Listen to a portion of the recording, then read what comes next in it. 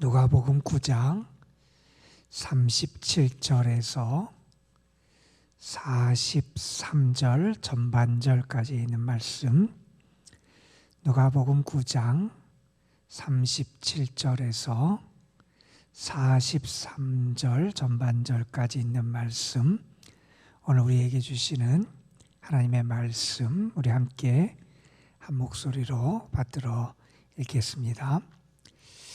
이튿날 산에서 내려오시니 큰 무리가 맞을세. 무리 중에 한 사람이 소리질러 이르되, 선생님, 청컨대 내 아들을 돌보아 주옵소서. 이는 내 외아들이니이다. 귀신이 그를 잡아 갑자기 부르짖게 하고 경련을 일으켜 거품을 흘리게 하며 몹시 상하게 하고야 겨우 떠나가나이다. 당신의 제자들에게 내쫓아 주시기를 구하였으나 그들이 능히 못하더이다. 예수께서 대답하여 이르시되, 믿음이 없고 배역한 세대여, 내가 얼마나 너희와 함께 있으며 너희에게 참으리요. 내 아들을 이리로 데리고 오라 하시니, 올 때에 귀신이 그를 거꾸로 들이고 심한 경련을 일으키게 하는지라. 예수께서 더러운 귀신을 꾸짖으시고 아이를 낳게 하사 그 아버지에게 도로 주시니, 사람들이 다 하나님의 위엄에 놀라니라. 아멘. 성경에 보면 신앙인들, 예수님을 따르는 사람들에게 많은 당부의 말씀들과 권고의 말씀들을 우리에게 전해주시는데, 그 가운데 특별히 히브리서에 있는 말씀은 우리에게 이런 권고를 합니다. 특별히 6장부터 있는 말씀에 보면, 너희는 믿음의 초보적인 단계, 그 어린아이 같은 초보적인 단계에만 머무르지 말고 너희의 믿음이 성숙한 단계에 이르러야 한다 하는 그런 가르침을 합니다. 히브리서에서 왜 그런 가르침을 하냐 하면, 특별히 그들이 고난을 당하거나 어려움을 겪거나 그들 앞에 심각한 문제를 만났을 때 믿음을 저버리지 않고 믿음을 지키고, 특별히 배교의 그러한 유혹과 위협 앞에서 그들이 굴하지 않고 참된 신앙의 길을 걸어가도록 사람들에게 당부하는 가운데 그런 권면의 말씀을 줍니다. 믿음의 초보 단계에만 머무르지 말고 이제는 성장한 믿음, 성숙한 믿음을 가져야 한다 하는 그러한 권면을 하고 있는 거지요. 오늘 우리가 함께 읽은 누가복음 9장 37절 이하에 있는 말씀에 보면, 여기에 등장하는 제자들의 믿음은 아직까지 그렇게 성숙한 믿음의 모습을 보여주지 못하고 있는 것이 아닌가 하는 생각을 하게 하는 장면이 오늘 말씀에 등장하게 되지요. 오늘 말씀은 두 가지를 대비시킵니다. 예수님의 능력과 제자들의 무능력이 대비가 됩니다. 반면에 이렇게 말할 수도 있을 겁니다. 예수님의 권위, 예수님의 권세, 위엄과 제자들의 믿음 없음이 대비되고 있는 것이 오늘의 말씀이라, 이렇게 말할 수 있을 겁니다. 우리가 어제 살펴본 변화산에서 예수님의 모습이 영광스러운 모습으로 변화되는 것을 우리가 함께 말씀을 통해 살펴봤습니다. 그 영광의 모습 다음에 벌어졌던 장면이 오늘 말씀에 등장하게 되지요. 이튿날 산에서 내려오셨을 때 큰 무리가 주님의 일행을 만나게 됩니다. 자, 그런데 그 무리 가운데 산 아래에서 벌어지는 일들과 산 아래의 세상은 결코 평온하거나 행복하거나 안정된 그런 모습이 아니었지요. 실망할 수밖에 없고 안타까워할 수밖에 없고, 특별히 절망스러운 상황에 처해 있는 그러한 사람을 우리에게 소개해 줍니다. 아들을 둔 아버지가 등장을 해서 아버지가 예수님에게 부탁을 하게 됩니다. 내 아들을 좀 돌보아 주십시오. 내 아들을 도와주십시오. 그런 내 외아들입니다. 외아들, 하나밖에 없는 아들인데 그 아들이 주님의 돌보심이 절대적으로 필요한 상황에 지금 처해 있다는 거지요. 그 아들의 상황이 39절에 등장합니다. 귀신이 그를 잡아 갑자기 부르짖게 하고 경련을 일으켜 거품을 흘리게 하며 몹시 상하게 하고야 겨우 떠나간다. 자, 이것은 마치 경련을 일으킨 간질병에 걸린 그러한 환자 같은 모습을 여기에 우리에게 보여주고 있습니다. 그가 더러운 귀신에 사로잡혀서 그의 상황이 어떤 상황이냐? 더러운 귀신이 붙잡고 놓아주지 않는 상황. 다시 말해서 그의 인간적인 모습과 행복을 다 앗아간 그러한 모습. 세상의 어떤 수단과 방법을 동원해서도 그 아이를 고칠 수 없는 그러한 상황에 그 아이가 처해 있다는 거지요. 이 아이의 이러한 불행한 모습을 보게 되면 하나님을 떠난 인간의 모습 혹은 귀신의 마귀에 사로잡힌 인간의 모습이 얼마나 처참하고 불행한가 하는 것을 우리는 알게 됩니다. 여기에 이러한 모습이 영적으로나 도덕적으로나 사회적으로나 그의 삶이 온전하지 못한 그런 병든 모습을 우리에게 보여주지요. 창세기에 보면 하나님이 우리 사람을 창조하실 때 사람을 하나님의 형상을 따라 지으셨다 하는 그런 말씀이 있죠. 우리는 하나님의 형상을 따라 지음받은 존재인데 우리가 죄 아래 있고 마귀의 지배 아래 있고 다시 말해서 은혜의 지배 아래 살아가지 못하게 될 때 우리의 삶이 얼마나 불행해지는지를 여실히 보여주는 게 이 아들의 모습이다. 이렇게 우리는 생각할 수 있을 겁니다. 여러분 여기에 보면 아버지가 예수님께 나와서 부탁하는 내용이 있죠. 내 아들을 돌보아 주옵소서. 내 아들을 돌보아 주옵소서. 이 말은 우리에게 이러한 의미를 줄 겁니다. 우리는 어떤 존재냐? 하나님의 구원의 돌보심, 하나님의 은혜의 돌보심이 절대적으로 필요한 게 바로 우리들이다 하는 겁니다. 오늘도 우리가 하나님 앞에 나와서 무엇을 구합니까? 하나님, 나를 돌보아 주옵소서. 하나님, 내 삶을 돌보아 주옵소서. 하나님, 우리의 자녀 손들을 돌보아 주옵소서. 왜요? 내 힘으로, 내 재주로, 나의 능력으로 모든 수단을 동원해서 지켜낼 수도 행복하게 이끌 수도 무언가를 성취하게 만들 수도 없음을 우리는 너무나 잘 알고 있기 때문에 그렇습니다. 이 말은 달리 말하면 이렇게 말할 수 있을 겁니다. 우리가 매일매일 하나님 앞에 기도합니다. 왜 기도합니까? 우리는 하나님의 은혜가 절대적으로 필요한 존재이기에 하나님께 기도합니다. 하나님이 나의 삶의 주인이심을 믿기에 주님 앞에 기도합니다. 하나님이 나를 도와주시고 돌보아 주시지 않으면 살아갈 수 없는 존재에게 주님 앞에 기도합니다. 주기도문에 보면 우리가 하는 기도 가운데 그런 기도죠. 오늘날 우리에게 일용할 양식을 주시옵고. 우리는 하나님이 우리에게 일용할 양식을 주셔야 살아가는 존재라는 겁니다.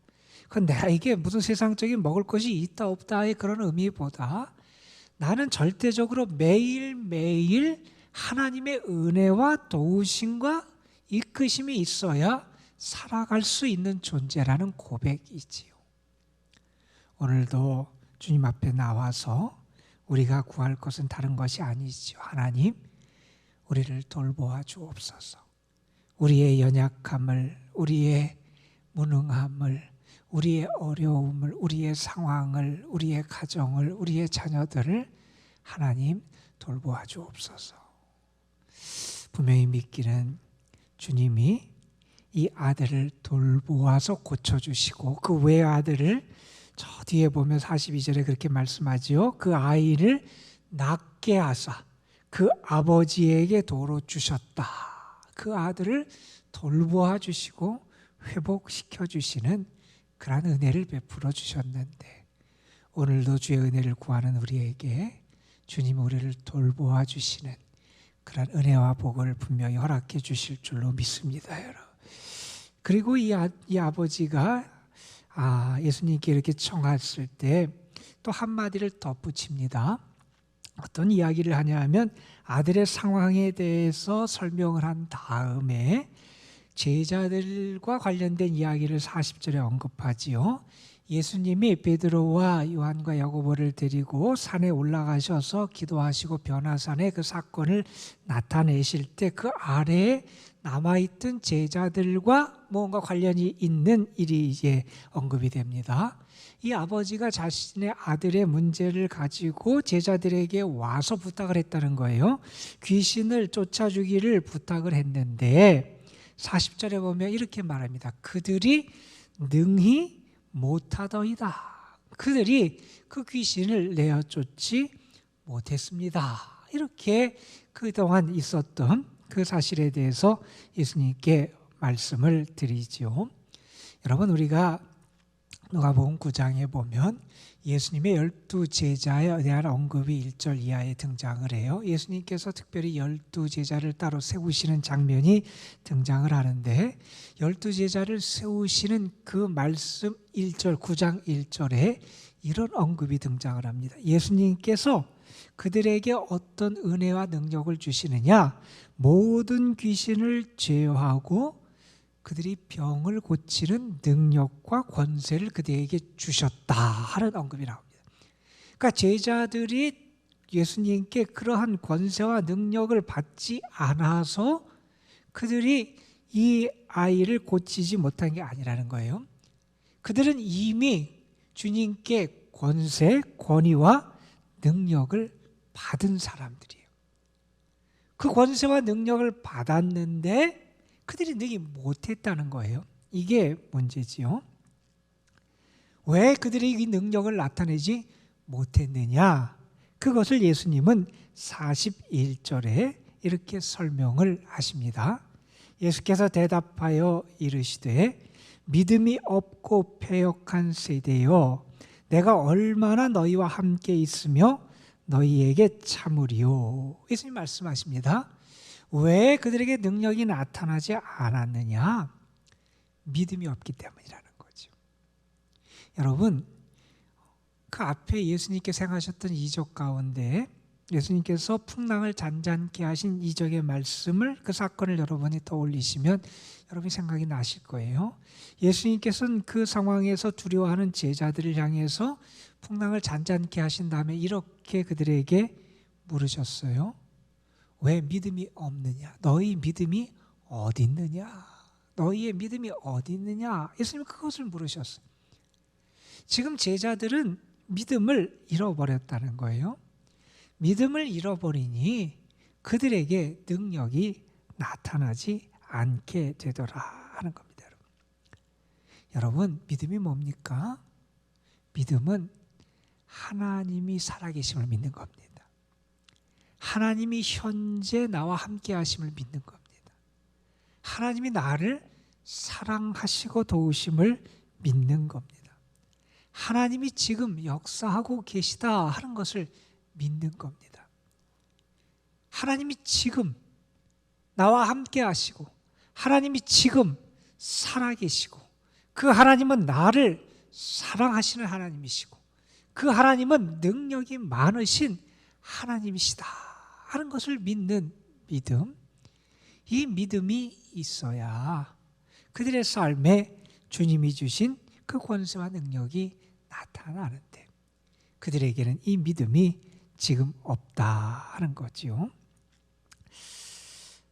제자들의 이러한 모습을 언급하는 그 예수님의 답변 그 바로 앞에 보면 예수님께서 그들에게 뭐 다른 말씀을 하거나 다른 예수님의 대화의 이야기가 언급되지는 않습니다. 그런데 우리가 동일한 사건 마가복음에 보면 예수님과 이 아이의 아버지가 대화했던 하나의 대화가 더 중간에 또한 언급되는 것을 우리가 알게 되는데, 그 아버지가 예수님께 이렇게 얘기하죠. 당신의 제자들에게 쫓아주기를 구했지만 제자들이 능히 쫓아내지 못했습니다. 그런 다음에 그 아버지가 한마디 덧붙인 게 있었어요. 주님이 하실 수 있으면 내 아이를 고쳐주시기 원합니다. 할 수 있으시면 해주시길 원합니다. 이렇게 예수님에게 부탁을 하죠. 제자들은 못했는데 예수님이 능력을 행하실 수 있으면 주님이 행해 주셨으면 좋겠습니다. 이런 부탁을 했을 때 예수님이 그 아버지에게 답변하신 아주 유명한 대답이 우리가 잘 아는 말씀입니다. 할 수 있거든이 무슨 말이냐? 믿는 자에게는 능하지 못한 일이 없느니라. 믿는 자에게는 능치 못할 일이 없느니라. 믿는 자에게는 능치 못함이 없다는 거예요. 마태복음은 이 기사를 똑같은 이야기를 설명하면서 예수님의 말씀에 여기에 겨자씨에 대한 말씀을 언급해요. 겨자씨 하나일 만한 믿음이 있어도 역사한다는 거예요. 그런데 그들에게는 이 믿음이 없다는 겁니다. 우리가 갖는 믿음은 자기 과시를 하거나 자기 확신을 갖기 위한 그러한 믿음이 아니죠. 우리의 믿음은 하나님의 능력을 믿는 것이고요. 하나님의 살아계심을 믿는 거고요. 그걸 통해서 하나님의 영광과 능력과 하나님의 뜻을 이루는 것이 우리의 믿음인데, 과연 우리는 믿음이 있는 사람인가 하는 것을 이 말씀을 보면서 생각해 보게 됩니다. 자, 예수님께서 믿음이 없다 이런 말씀을 하시고 또 하나 덧붙여서 이렇게 그들을 책망하시죠. 패역한 세대다. 패역하다라고 하는 말은 삐뚤어졌다는 겁니다. 올바르게 돼야 되는데 삐뚤어져 있어요. 그러니 말씀도 받아들이지도 못하고 하나님도 온전히 신뢰하지 못하고 믿음의 길도 온전히 걸어가지 못하는 모습을 나타내죠. 이 패역한 세대, 이 단어는 구약 성경에서 특별히 신명기에서 하나님의 백성 이스라엘 백성들이 하나님께 순종하지 못하고 하나님의 뜻을 어기고 거스르고 그들이 하나님의 언약을 저버리는 그러한 모습을 보였을 때 하나님이 그들을 향해서 하셨단 말씀이에요. 너희는 패역한 세대다. 삐뚤어진 세대다. 자, 그러면 여러분 한번 보세요. 그 예수님께서 그들이 능력을 행하지 못한 이유를 믿음이 없고 패역한 세대였기 때문이다 이렇게 말씀하셨는데, 그렇다면 예수님은 과연 무엇을 기대하실까? 또한 무엇을 만들고 세우기를 원하실까? 이 말씀을 그대로 보면 이렇게 됩니다. 예수님은 우리가 정말 참 믿음을 갖고 올바른 세대로 살아가도록 그것을 기대하시고 그러한 삶을 만들어가기 원하신다 하는 것을 우리가 알게 됩니다. 주님이 정말 원하시는 게 뭐냐? 참 믿음을 가지고 살아가는 거라는 것. 참 믿음의 능력을 나타낼 수 있는 자가 되는 거라는 겁니다. 믿음으로 행할 수 있는 사람이 돼야 된다는 겁니다. 그리고 나의 길이 삐뚤어지고 어그러진 삶의 길이 아니라 하나님 앞에 올바르고 곧은 길을 걸어가는 그러한 삶이 되기를 주께서 원하신다는 거죠. 자, 예수님께서 이렇게 말씀을 하신 다음에 내가 얼마나 너희와 함께 있으면 너희에게 참으리요 이런 말씀을 합니다. 너희가 언제나 돼야 정말 믿음의 능력을 나타나고 참 믿음의 길과 그 행함의 권세를 나타내겠느냐 이렇게 예수님이 말씀하신 거지요. 자, 그 다음에 예수님께서 42절에 그 아이를 고쳐주십니다. 여러분 보세요. 예수께서 더러운 귀신을 꾸짖으시고 아이를 낫게 하십니다. 다시 말해서 그 귀신도 예수님의 권위와 능력 앞에서 다 굴복할 수밖에 없는 예수님의 그런 권위와 능력과 권세를 우리에게 보여줍니다. 자, 이 사건 다음에 43절 전반절에 뭐라고 이 사건에 대해서 반응을 설명하냐 하면 사람들이 다 하나님의 위엄에 놀라니라 이런 설명을 합니다. 이 사건을 통해서 무엇이 나타났냐? 하나님의 위엄, 하나님의 위대하심, 하나님의 위대한 능력이 이 사건을 통해 나타납니다. 다시 말해서 예수님은 무엇을 보여주시느냐? 하나님의 능력을 우리에게 보여주신 분이 예수님이라는 거예요. 하나님이 얼마나 위대한 능력을 가지고 계시는지를 이 사건을 통해서 예수님이 보여주셨다는 거예요. 여러분, 예수님이 이렇게 하나님의 위대하심, 하나님의 위엄, 하나님의 위대한 능력을 보여주셔서 사람들이 놀라게 됐다면 주님을 믿고 주님을 따라가고 주님을 의지하는 우리도 역시 마찬가지일 겁니다. 우리의 삶을 통하여 하나님이 드러날 수 있어야 됩니다. 우리의 삶을 통하여 하나님의 위대하심이 드러나고 선포될 수 있어야 됩니다.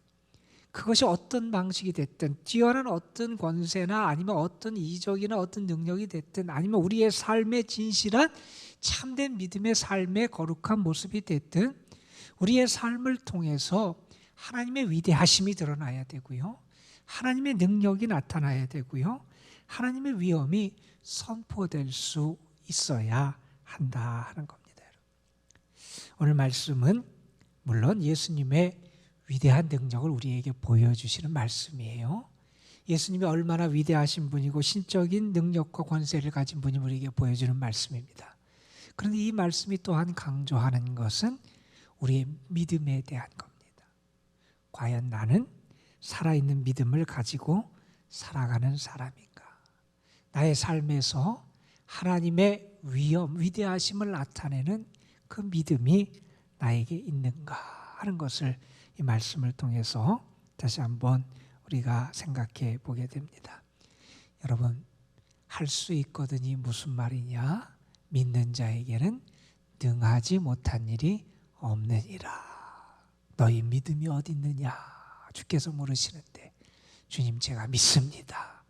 제가 믿음으로 삽니다. 제가 믿음으로 하나님의 권위와 능력과 위대하심과 영광을 나타내게 하여 주옵소서. 오늘도 기도할 때 하나님 여러분에게 더 크고 성숙한 믿음으로 여러분을 세워주시고 여러분을 통하여 하나님의 영광이 드러나는 복된 하루가 되시기를 주님의 이름으로 축복합니다. 기도하시겠습니다. 아버지 하나님, 귀신 들린 자, 간질병의 증상을 가지고 있는 한 아이를 예수님께서 돌보아 주셔서 그를 회복시켜 주신 그 말씀을 우리가 함께 읽었습니다. 이 사건을 통하여 예수님은 그의 모든 사역과 활동을 통해서 예수님 자신이 하나님의 위엄을, 하나님의 위대하심을 드러내 주셨습니다.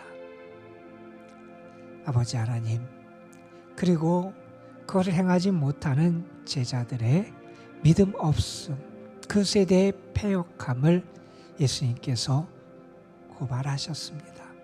아버지 하나님, 우리의 삶 속에 우리의 믿음이 정말 하나님의 위대하심과 능력을 나타내는 믿음의 모습을 우리가 간직하며 살아가는지, 어려움 앞에서, 풍랑 앞에서 무너지고 믿음이 없음이 드러나고 마땅히 행해야 되고 나타내야 될 때 우리의 삶에서 믿음 없음이 드러나는 그러한 불행한 신앙인들 되지 않게 하여 주시고 우리에게 늘 믿음이 가득하게 하여 주시고 믿음으로 살아가는 사람들이 되게 하여 주시고 믿는 자에게 능하지 못한 일이 없다고 말씀하신 주님의 말씀대로 믿음으로 행하며 믿음으로 하나님의 역사를 드러내며 그래서 하나님의 위대하심과 능력과 선하심과 하나님의 영광을 나타내며 살아가는 저희의 삶이 되게 하여 주옵소서. 오늘도 우리 자신, 우리의 가정, 우리의 자녀손들, 우리가 하는 모든 일들 다 주님에게 맡깁니다. 주님, 우리를 돌보아 주시고 하나님의 선하심을 믿고 하나님의 사랑을 믿고 하나님의 능력을 믿고 하나님이 현재 나와 함께 하심을 믿으며 주님을 의지하는 자에게 오늘도 풍성한 은혜를 더하여 주옵소서. 이 도남농제들에 속한 모든 가정들을 오늘도 평안하게 하여 주시고 또한 눈이 내리고 있는데 사랑하는 성도들의 발걸음도 하나님 안전하게 지켜주시고, 특별히 연로하신 분들, 병중에 있고 병약한 분들, 어려운 가운데 있는 영혼들에게 오늘도 하나님이 그들을 긍휼히 여기시고 돌보시는 은혜를 허락하여 주옵소서.